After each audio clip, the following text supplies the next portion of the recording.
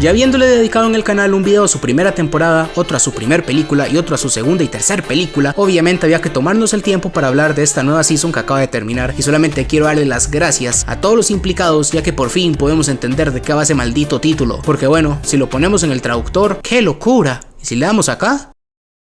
Ah, llámenme loco, pero el bribón no sueña con Bunny Girls, entre poco y ni mierda tenían que ver con la primera temporada, y el bribón no sueña con una chica soñante, caminante hace camino al caminar. Más o menos lo mismo con los siguientes dos títulos, pero bribón no puedo con esta palabra, weón. Bribón no sueña con Santa Claus, ahora sí que cobra más sentido. ¡Qué escena del terror, weón! Esto perfectamente podría ser un plano sacado de un manga de Junji Ito. De hecho, y si el síndrome de la pubertad terminara siendo un ente cósmico Lovecraftiano, escenas del terror grandilocuentes como esta cobrarían muchísimo más sentido.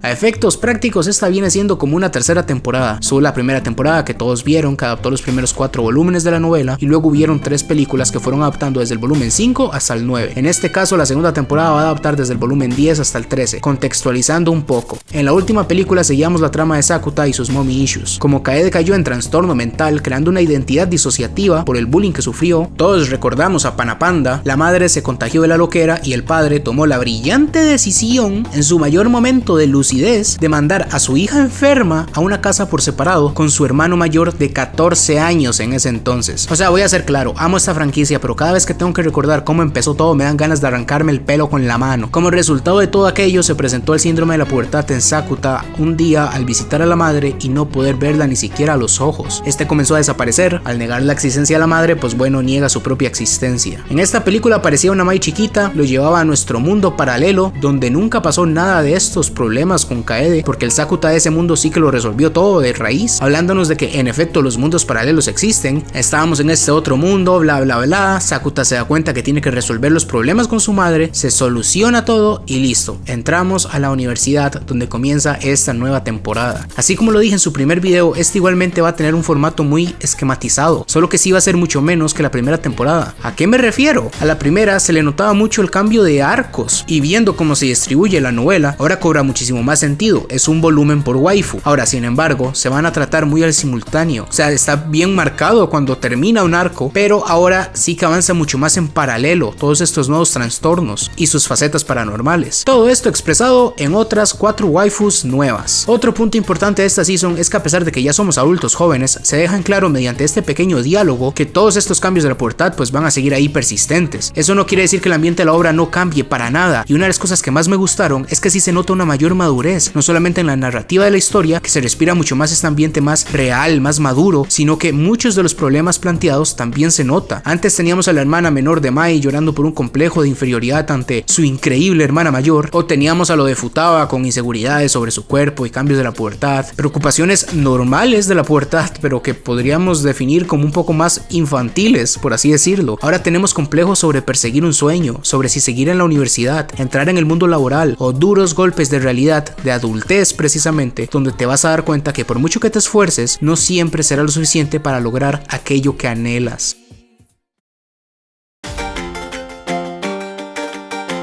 La primera panita a tratar va a ser Uzuki Hirokawa. La primera vez que la vemos es en la primera temporada cantando las canciones de Sweet Bullet, el grupo idol de Nodoka, la hermana menor de Mai. Soy consciente que se necesita un doctorado para el tema de los nombres en esta serie, no se preocupen gente, yo los banco. Después de eso la conocemos en la película de Kaede, ya que ella también va a clases particulares, no va al colegio, recordemos, dato importante, porque no se sentía del todo cómoda socialmente. Era una persona a la que le costaba leer mucho el ambiente, es literalmente lo que nos dicen en la película. Uzuki ahora en esta temporada está en la misma clase de estadística que Sakuta, y de primeras se ve como un personaje extrovertido, animado, claro, porque es un anime. ¡Ja! Soy muy divertido, weón. El caso de Uzuki va a servir como un punto de inflexión en un cambio temático. El hecho de que los personajes ahora van a la universidad no es un cambio menor, y se nota en los problemas actuales, como dije antes. Problemas de bullying es algo más frecuente en escuelas o colegios, o los cambios hormonales, o ansiedad hacia la muerte próxima. Bueno, quizás el caso de Shouko sí que sea una excepción a esto. Sin embargo, como les digo, el cambio en la narrativa se nota y fuerte. Ahora el caso de Uzuki va a servir como una muy buena introducción a lo que es el miedo al fracaso en la vida adulta. El fracaso en la vida adulta como temática se expone desde dos dimensiones bastante superficiales aquí en el caso de Uzuki, pero de nuevo es porque solamente va a servir como introducción a todo lo que va a ser la temporada. De primeras tenemos el fracaso social a la vida universitaria. En el primer capítulo solo la vemos rodeada de gente en dos diferentes escenas, 1 y 2. God.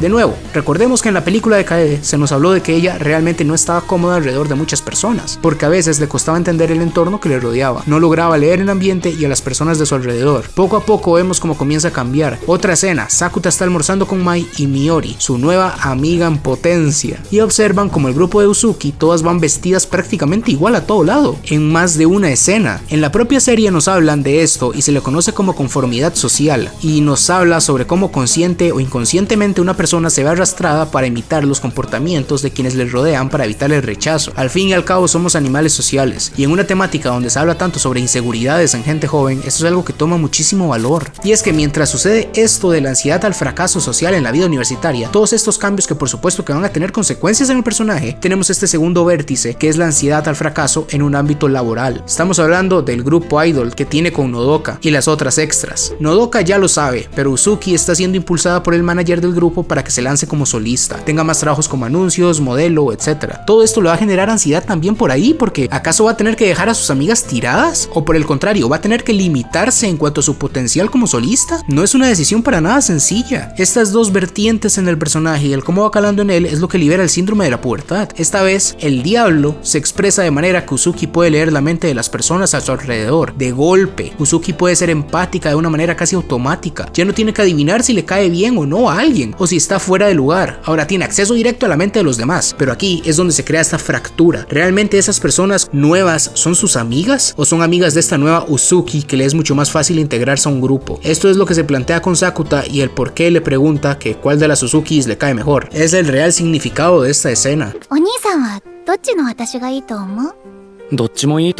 Nodoka lo dice, esta no es Uzuki, es una nueva, y bueno, se preguntan si puede que le esté pasando algo parecido a lo que le pasó a ella con Mai, de que cambiaron de cuerpos. La trama se sigue desarrollando, aparecen más panitas de las que sabremos más adelante y llega la resolución. Emprende un viaje para encontrarse a sí misma Uzuki y en el tren se termina topando con Sakuta.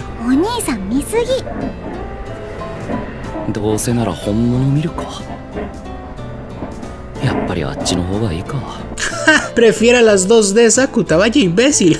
Sí, tremendo idiota. ¿Cómo no va a preferir una mujer de carne y hueso? Encontrarse a sí misma puede resultar ser algo difícil y, para sorpresa de todos, resulta que no está en un tazón con arroz y atún. Al final llegan al Budokan, que es la meta de todo grupo idol en Japón. Parece ser un estadio de 10.000 personas y eso es lo que aspira todo el mundo. Y en resolución, Uzuki comprende que esta nueva Uzuki es de igual forma ella también. Las dos Uzukis son Uzuki. ¿Quién lo diría? A su vez, también comprende que cierta medida estas amigas en la universidad pues pueden resultar ser solamente de relaciones efímeras. Termina abandonando la universidad para darle prioridad, número 1, a sus ambiciones y número 2, a sus amigas, ya que va a seguir trabajando con ellas. Va a estar ahí para las reales y va a impulsar su carrera como solista a la vez para no estancarse. Algo que no me gustó del todo en este arco es la conclusión. Al final del arco empieza a llover en un concierto donde justamente no está Uzuki en el stage, sino que ella estaba desde el público y de repente todo se cae a pedazos, todo el sistema de audio, y ella se suma al show cantando desde abajo. Y what the fuck, hermano, no sé, me dio algo de pena ajena a la escena, la verdad. La manera de tratar el tema siempre fue como muy adulta y es lo que vengo repitiendo desde el inicio, y que el final sea tan fucking Disney es algo que me tira mucho para atrás y ya está.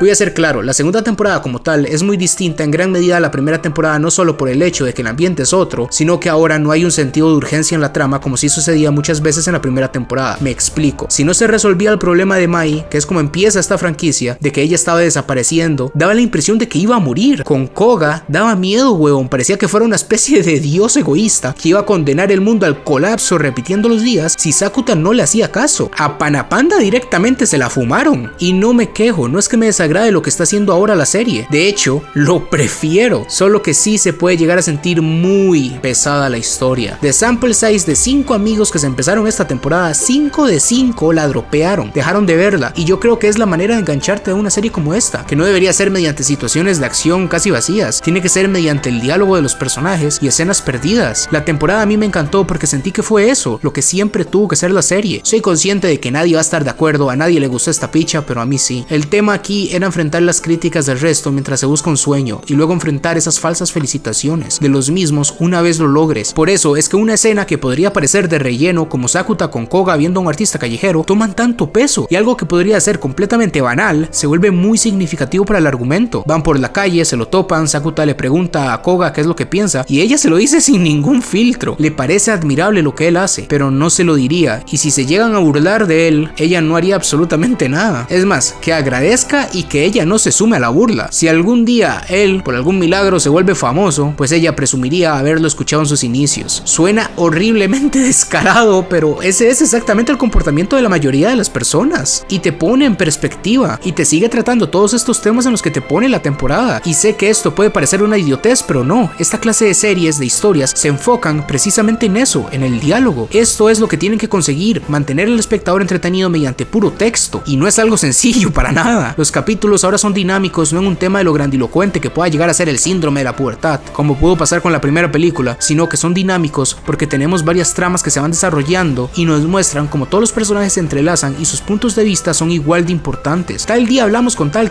y tal, este otro día hablamos con tal y tal, y todas estas conversaciones que podrían parecer irrelevantes son la pulpa de la obra, y como nos enseñó Monogatari Series, cuando toda la obra es relleno, es porque nada lo es realmente. En la película pasada de video anterior mencioné el cómo de la manera más aleatoria posible aparecía una tipa a la mitad de la película que saluda, decía dos mierdas que no tenían sentido y se iba corriendo, y ya. También dije que era evidente el hecho de que la íbamos a tratar, y aquí está. Ella es Ikumi Akagi. Durante esta temporada, entre sus muchas tramas, se habla del hashtag Dreaming. La gente de la ciudad está teniendo sueños que se vuelven premoniciones, generalmente malas, pero ahí está nuestra heroína de turno para salvarnos.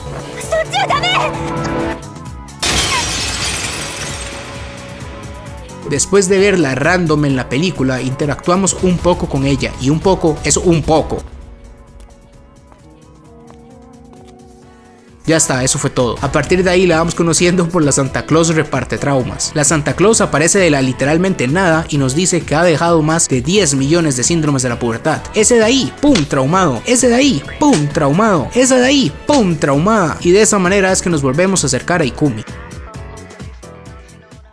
La gracia de esta franquicia es la narrativa. La historia es muy simple una vez la comprendemos, pero la forma en que el escritor quiere que la comprendamos es donde realmente recae el valor de Bunny Girl. Me explico. Ikumi fue compañera de Sakuta en la preparatoria, justo en el periodo que él sufrió el incidente relacionado con Kaede. Ella fue testigo de su sufrimiento, de los rumores, del aislamiento, y sin embargo no hizo nada. No porque no quisiera ayudar, sino porque no supo cómo hacerlo. Esa impotencia se le quedó clavada como una espina. Con el paso del tiempo, ese sentimiento se transformó en un patrón psicológico, una necesidad compulsiva de ser útil para los demás, de ayudar sin importar el motivo o la consecuencia, porque solo así siente que puede redimirse. No busca afecto, busca validación moral. Quiere ser la que hace algo, porque una vez no lo fue. Cuando aún no interactuamos con ella y estamos con Uzuki, vemos como la gente se la devora sin piedad. Dicen que tiene que estar buscando validación, y si de casualidad se creerá mejor que el resto al estar en grupos de ayuda. El efecto paranormal en Uzuki es que se siente incómoda con el mundo en el que vive, y ella de hecho no es Uzuki, es la Uzuki de otro mundo paralelo, del mundo al que viajamos en la película anterior, la de los mommy issues de Sakuta. En ese mundo recordemos que Sakuta nunca pasó por ningún problema, ya que todo se solucionó muy rápido, todo lo de Kaede, y aún así, en ese mundo era infeliz, y esto es algo demasiado profundo. Piénsenlo de esta manera: la Ikumi de nuestro mundo, el original por así decirlo, era infeliz porque vivía con la culpa y el remordimiento de haber sido una inútil para Sakuta, pero la otra nunca pasó por algo parecido. Ahí Sakuta nunca necesitó ayuda, entonces ¿por qué era tan desgraciada esta también? Este es un detalle que te deja realmente pensando, y es lo que vuelve esta obra tan profunda.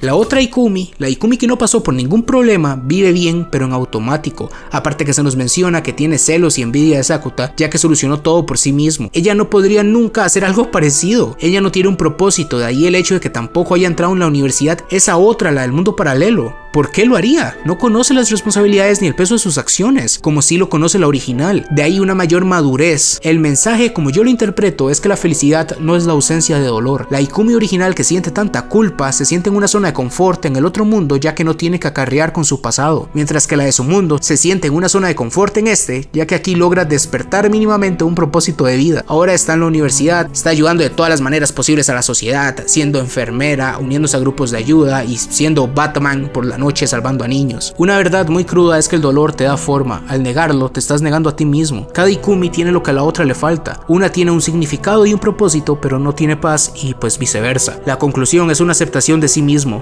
Van a una fiesta de sus ex compañeros. Sakuta enfrenta el dolor de haber sido marginado por tantos años y presume de tener la mejor vida de todos los fracas que están ahí reunidos. Y bueno, bromeando con esto, le dice a Ikumi lo que realmente necesita. Fingir una vida no te hace más feliz, aparte que él se quita un peso de encima. La idea era cicatrizar esas heridas. Y ven por lo que me gusta tanto esta temporada. Yo sé que puede parecer aburrida y esa es la crítica que más he visto que le hacen en internet, pero a mí sí que me gustó. Pero siento una gran diferencia en los temas que son tratados. Solamente en este caso de Ikumi abordamos conceptos mucho más profundos que mi hermana no me quiere. Aquí estamos viendo apego al pasado, rechazo al pasado, que ninguna de las dos son correctas, propósitos en la vida y el logro de la felicidad y la plenitud. A mi parecer, temas muchísimo más interesantes y más complejos. Y si bien, como les dije de momento, no tenemos esos momentos de urgencia en la trama, sí que sigue guardando detallitos que me gustan, como cuando se le empieza a salir Satanás por la espalda. ¡Qué puto miedo, hermano! También conocemos al exnovio mayor de esta, y bueno, por conocer un poco más del personaje está bien, supongo. Y recuerden, esta es una serie que te gana por diálogos. Hay un montón de escenas, diría que es la serie entera, donde solamente hablan y hablan sobre cómo se sienten, y pues esto es la serie que esperaban, weón.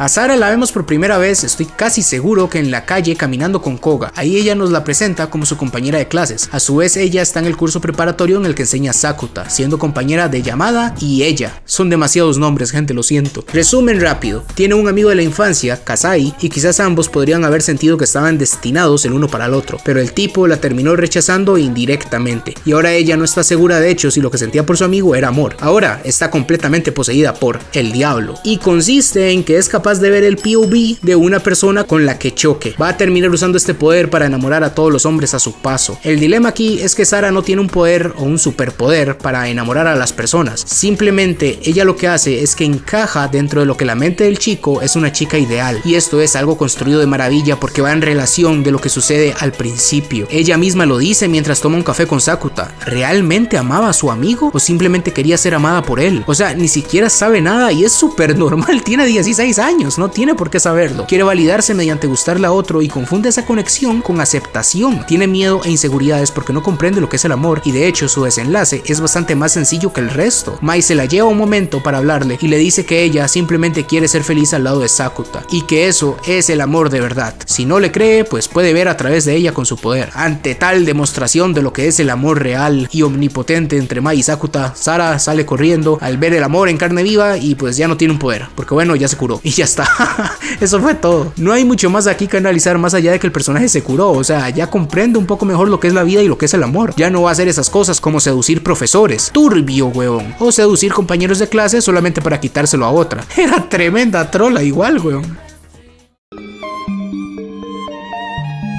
Esta es la que sale en la carátula y sobre quien se centra la temporada entera. De hecho, se siente casi como si los casos pasados fueran tan solo una introducción para llegar hasta aquí. Como dije antes, la narrativa de lo que fue toda la temporada me gustó muchísimo. Desde los primeros capítulos ya salía Toko Kirishima o Nene, como les dé la gana decirle. Para efectos prácticos, quedémonos con Nene. Y la primera vez que la vemos es disfrazada en medio de la universidad como una santa en minifalda. Y lo que prende el argumento y nos deja con el misterio es que ahí mismo en el momento ella nos afirma dos cosas. Una, que ella es Toko Kirishima, la cantante misteriosa, y dos, que está vestida de santa para repartir síndromes de la pubertad, como quien reparte tortas. Cuando Sakuta le pregunta cuántos ha repartido ya en capítulos más adelante, porque solamente empieza a salir muy poco por capítulo al principio, nos revela que ha repartido más de 10 millones de síndromes de la pubertad, y esta es la principal razón por la que no se me hizo para nada aburrida la serie, como he leído mucho por internet. Todos los casos, pero todos, por mucho que yo se los resuma, no le hago justicia a la obra o la manera que tiene el autor y el director del anime de contártelo, y es que la manera en la que te sueltan la información es precisa, o más que eso es muy específica, de manera que siempre están pasando mil cosas durante la temporada. Con el caso de Sara, el pasado, también se estaba llevando a cabo un triángulo amoroso ahí entre los 3 estudiantes de Sakuta, luego otro triángulo amoroso con ella, con Sara, con el amigo de la infancia Kasai y con Futaba, la amiga de Sakuta. Y aparte de todo eso, el tema de los sueños cada vez tomaba más relevancia. Sakuta empezó a soñar con Sara para Navidad. ¿Qué significa eso? No va a pasar con Mai. Ya antes habían quedado de acuerdo en que iban a tener una cita para Nochebuena y Navidad. Sara se le confesó a Sakuta y aparte de eso, como estábamos desarrollando poco a poco el arco de Nene, la santa, el plan era usar a Sara con su poder de ver pops para descubrir al final qué es lo que tramaba Nene, o en ese momento la santa en minifalda. Cuando se resuelve el problema de Akagi, ella viene con un mensaje de otro mundo, del Sakuta del otro mundo, que advierte a nuestro Sakuta de que Nene le puede hacer mucho daño a Mai. La trama del hashtag Dreaming se vuelve loca. Todos en la ciudad tienen un sueño de un día específico, menos Mai y el amigo de Takumi. Takumi es este mamón. Todos tienen el sueño menos ellos dos. ¿Qué pasa? Que el amigo de Takumi muere y se empieza a decir entonces que la gente que no sueña con ese día es porque bueno, ya quizás estaría muerta. O sea, ¿entienden mi emoción con la serie? Lo fueron trabajando todo desde que comenzó para este momento. Por fin se siente que todas las piezas van cayendo en orden y esto no es algo nuevo. Así fue como siempre funcionó esta franquicia. Tiene coherencia y simplemente esta temporada lo elevó en exponentes. Para el caso de Akagi, cuando le sale el chamuco por la espalda y descubrimos que en efecto tiene el síndrome de la pubertad, comienza un juego. Está relacionado a ese día en el que Sakuta se fue marginado. Ya lo sabemos, en su momento no lo sabíamos. El juego es ver si Sakuta recuerda ese día primero o Akagi logra olvidarlo. Para ese momento como espectadores ya teníamos toda la información necesaria para concluir que el personaje de Akagi, incluso lo de que es la Akagi de otro universo paralelo, Sakuta lo descubre por una frase que le dice ella, de que lo escribió en su anuario y pues esto es algo que solamente pasa con Shouko en el otro mundo, por lo que Sakuta ya puede concluir todo lo que está pasando y ya habían suficientes pistas y todo el rato, todos los arcos, la serie está jugando con esto, con el cómo te da la información precisa para que te vayas montando tus teorías. No me quiero imaginar la gente que se leía los volúmenes ahí conforme iban saliendo, se tenían que volver locos leyendo una y otra vez. La serie continuamente te está invitando a eso, precisamente, a que saques conclusiones, a que prestes atención hasta el más mínimo detalle en las conversaciones y sorpresa, todas las series son conversaciones, ahí banales entre amigos, pero es que me encanta tanto. Mientras avanzaba todo esto de Nene, teníamos un montón de piezas que simplemente no sabíamos cómo ordenarlas. Sabíamos que fue la Miss Universidad de su año, sabíamos que estaba fuertemente relacionada con Takumi, ya que ambos son de Hokkaido, ella le guardaba la bufanda en una cena y cuando Sakuta le preguntó directamente a Takumi por qué fue que él fue a esa universidad, él dice que simplemente no lo recuerda, tal como fue con Mai. Y tenemos todas estas piezas que parecen ir encajando. Casualmente el síndrome de la pubertad en Nene comenzó el mes en el que Mai ingresó a la universidad. La serie siempre ha sido sumamente quisquillosa en las fechas y el orden de los eventos. En base a lo que vimos de las películas pasadas, esto es increíble, pero hay una escena donde las chicas hablan y dicen como que antes de cambiar el futuro de Mai, donde esta moría en la primera película, no existía esta nueva artista llamada Toko Kirishima, es decir, su existencia va directamente ligada a la existencia de Mai. Claro, si Mai no entraba a la universidad, quizás los complejos de Nene no se hubiesen presentado como si lo hicieron. Ni siquiera nos lo han dicho textualmente y ya tenemos una gran idea de todo lo que hay detrás del personaje, y es que son tantos detalles, weón, de lo que parecía simplemente conversaciones de relleno, y por eso es que me vuelvo loco, porque aquí todo tiene una razón de ser. Es impresionante. Durante toda la temporada, desde que comenzó, Takumi fue el único amigo varón que le vimos a Sakuta, a excepción del panita bombero. Takumi siempre fue un chiste ambulante de jaja, sí, quiero cogerme una huila que está rica, y eso es lo que parecía, pero no. Claro, la razón por la que él estaba ahí y no en Hokkaido, que me imagino que estará lejos porque pues viaja en avión, es porque quería estar cerca de su novia Nene. Ella era la novia de Takumi. Tiene sentido que sea un pajero que anda buscando copular, porque su novia era la más hermosa de la universidad hasta que llegó Mai, y tiene aún algo en su subconsciente que la recuerda, o es un pajero y ya. En un momento en un auto simplemente se menciona por encima que Takumi tiene un amigo en Hokkaido que fue por el que conoció a Nene. Ese amigo es el que murió y por él es por el que tiene que viajar de vuelta. De ahí se saca la conclusión de que bueno, los que no sueñan se van a morir, y de ahí también los lleva a la escena del primer aeropuerto y del segundo aeropuerto. Hay una obsesión tan absurda al detalle en esta serie que me parece casi ridículo y me parece ofensivo que muchas de las críticas que yo leo sean simplemente es aburrida. What the fuck. Nene al final tiene que comprender que hay cosas más importantes que triunfar. Todos queremos tener éxito en algo que nos dignifique, y si no lo conseguimos, pues ni modo, weón, hay que seguir tirando para adelante. Van a haber cosas que son mucho más importantes, como la familia, por ejemplo. Y ya, es la aceptación. Esa es la conclusión. Es un hecho tan simple como este. Lo de que se iba a morir Mai es que muchos trastornados que se creían Toko Kirishima, parece que no era solo Nene la enferma mental, pues van a un evento de Mai, hay una acumulación de gente y de gente invisible y se cae un parlante, pero encima de Sakuta, ya que este se mete, no de Mai. Y ya, fin. Acaba esta temporada con muchas más preguntas y temas sin resolver, como el hecho de que vuelva a aparecer Mai chiquita al final, que recordemos que es la ángel que viaja entre mundos, y otras preguntas como que todos en la ciudad pues soñaron con Mai revelándose como Toko Kirishima. ¿Qué pasó con eso? No se dijo nada. No se resolvió el caso del hashtag Dream tampoco, que bueno, ya que estamos hablando de todo un poco, yo lo interpreté como que también era un sueño en plan meta de vida, ¿saben? Ya que parece que ese fue el eje temático sobre el que giró toda la obra, pero a pesar de que tenga este segundo significado, pues bueno, no se llegó a nada. Hay que esperar, supongo, a la siguiente adaptación.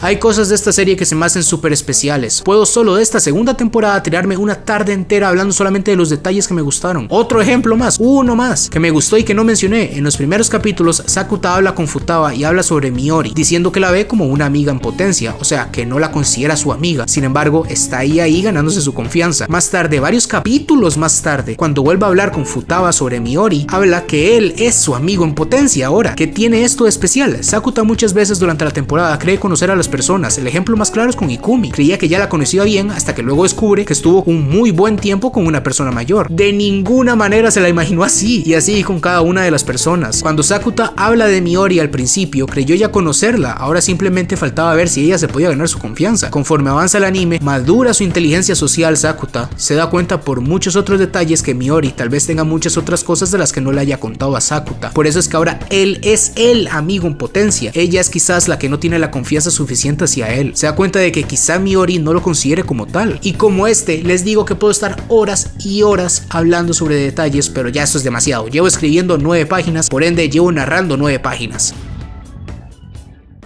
Sinceramente, la primera temporada me gustó mucho por lo que tenía que ofrecer la serie, esa vista cinematográfica que se veía muchas veces, y la primera película no me gustó tanto porque creo que se le dio mucha importancia a cosas que no eran la serie, con esta clase de suspenso, película, acción. No, weón, ¿qué fue eso? Y las otras 2 películas pues sí que me gustaron más, volviendo a conectar los pies al suelo, y estos problemas adolescentes psicológicos y el cómo superar ese trauma, eso era la franquicia. Ahora esta nueva temporada tiene de esto por montones, y a mí me encanta. Si tuviera que decir cosas que no me gustaron personalmente, creo que el inicio pudo ser un poquito más movido. A mí no me molestó, pero la realidad es que muchas personas no le van a dar el chance de seguir viendo la temporada y todo lo que tiene por ofrecer. Y más allá de eso, no sé, muy pocas cosas criticables de mi parte. O bueno, sí, hay una. Sakuta es demasiado perfecto todavía, weón. Es un personaje demasiado irreal en una serie que más bien busca hacer algo palpable. En la primera temporada no me quejé tanto de esto porque sentía que la trama ocupaba algo así, pero es que ahora es simplemente irreal. Es un personaje sin carisma alguno y no se le dejan de acercar personas porque simplemente así lo dice el guión. Esa es mi impresión. No hay una razón justificable a esto. Por lo menos en la primera temporada es Mai, que en circunstancias muy únicas y muy específicas se le acerca. Luego está su hermana, evidentemente va a estar cerca, su única amiga y su cuñada. Luego está Koga, pero con ella por lo menos hubo más relación, no lo sé. Ahora aparece gente y más gente y más gente y no sé de dónde puta salen. Me dio mucho la sensación que con estas nuevas 4 panitas, pues el mamón se mete donde no lo llaman. Hay veces que rompe con toda lógica. Nunca nos explican, por ejemplo, por qué es él quien todavía puede ver a Nene, porque él es siempre la excepción a todos los cambios de la pubertad. Y bueno, ya que activé el modo crítica, el final, como el de Ikumi por ejemplo, es demasiado confuso. Si yo les expliqué mi interpretación de por qué volvió en sí, lo que significó todo ese teatro en la fiesta, la realidad es que es muy difícil de seguir y muy fácil de perderte. Se siente casi como un circo que da vueltas para demostrar un punto que ya lo hizo con anterioridad. Se siente redundante. ¿Cómo es posible que Takumi recordara a Nene así tan fácil? Recordemos que en la primera temporada incluso la madre de Mai olvidó a Mai. Y bueno, Sakuta la terminó recordando, en la primera temporada me refiero, así random porque bueno, así lo quiso el guión. La franquicia no creo que sea perfecta, tiene un par de cositas por aquí y por allá que yo no le encuentro mucho sentido.